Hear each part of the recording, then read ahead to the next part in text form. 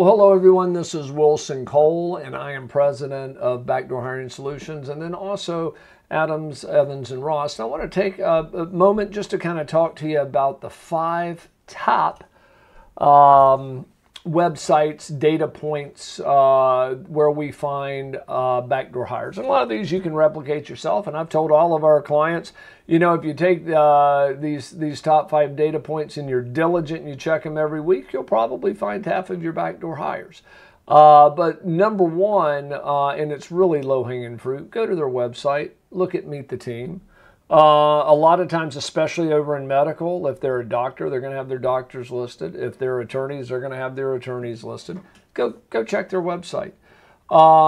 If you're want to go out and do something as simple as a Google search, put in their name in the company and see if something shows up where they're speaking at a corporate event. That may or may not show it. Another way that we find backdoor hires is through email addresses. You know, our system runs 72 variations of what somebody's email address should be. If it gets a live hit, it reverse searches it. And the reason we do that is there's software out there that you can go put in an email address and see if it's good. And on 50% of them, if it's good, it's probably means that you've had a backdoor hire. But on the other 50%, there are companies that use what they call a catch-all email address. So the email doesn't bounce. It just simply gets forwarded to, spam, whatever. So, but, check the email address, run 72 variations. That should tell you as well. So you have the company website. You have, just Googling the name. You have the... You also have the email address. Another one is Facebook, of all things. Actually, Facebook is pretty good, especially if you deal with people that don't have a large presence. You know, if you're placing a large digital presence, that is. If you're placing, for example, people in a warehouse that may have skills, or technical people that aren't salespeople. Salespeople you're going to find on LinkedIn, you're going to find anywhere and on the web. That's what they do. But if they're not in those roles, their Facebook a lot of times will show where they work. It will, in the about phase. So Facebook is pretty good.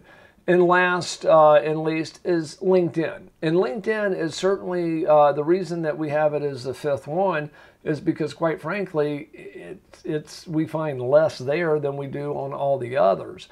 And the reason for that is we just had a perfect example.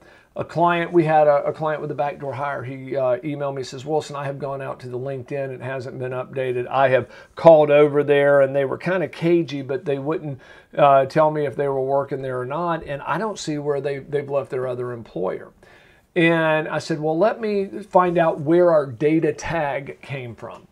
And so our IT people sent me back, and I'll share this with you here in just a moment, but it became very clear that not only did they have a backdoor hire, that the people were actively going out and trying to hide it by not having the candidate update their LinkedIn, not having them on their website, and kind of burying them inside that. And when somebody is intentionally trying to sidestep, that is exactly what they do. And that is why LinkedIn does not work as well. How we found it is our team found, and I'm just using a fictitious name, Jay Smith at XYZ company. The system found a link in their state where he had a certain certification for whatever his craft was. And they have a list of those certifications and where they are licensed with and where their license sits. And this government document that was in a PDF, our system, how it found, I'm still even impressed with it, clearly shows in alphabetical order his name, when that license was shifted, which was about 4 months after our client made the presentation. And so that's the thing to keep in mind is those other 4 data points will typically give you a bigger bang than on the backdoor hires than looking at LinkedIn. Because if somebody's stealing your candidate, it's a no-brainer. They're going to tell the candidate not to update their LinkedIn. So check their website, check the email address, do a simple Google search, check their email address or what you think it would be, run that. And then the other is, check Facebook and check LinkedIn. Easier way to do it, in my opinion, is have us do that for you automatically and pay a nominal fee, and you go about placing new candidates. But if you'd like to book a demo, go over to backdoorhires.com and click on the book a demo and let our folks kind of show you how the system works and how we can find you, on average, for our single desk practitioners, $30,000 a year in misplacement fees. Hey guys, it's Wilson again, and this video was brought to you by Backdoor Hiring Solutions.